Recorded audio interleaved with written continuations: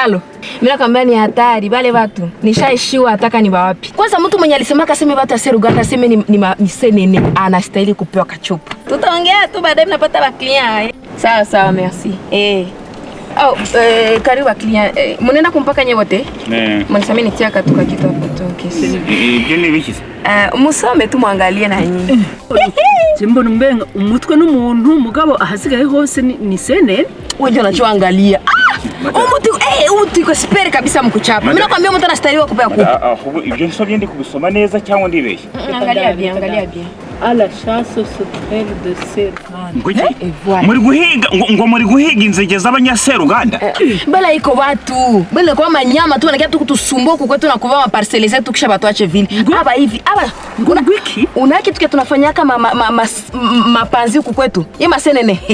Tunasitiaka mpano tunasika. Kalanga kwa msasa taruka tena. Sasa mama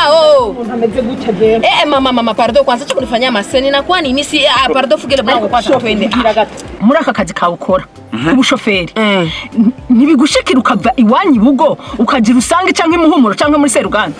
Basi mie siku wa Seruganda basi unadhani fanisha wa Seruganda na miss kwae basi mimi ngistembe kisa kidebile kimwe hivi unaona uburabatse ubuntu ubagize ibikoko wowe bikugira noneho kubura umunyamahanga wabo ibyo uvuga baba babigukoreye bakagukaranga kwipanu bakuvuga ko nawe urinzige bakakwita gutyo bakuziza kuri umunyamahanga baba bari mukuri. Hapana haiko bien ndio kanifanya tende yo hapana vraiment mubasa na hivi pepo imodoka yawe igenda mwenyine. Sasa mimi na mimi nakata vraiment mimi najirudia kwa message mimi najirudia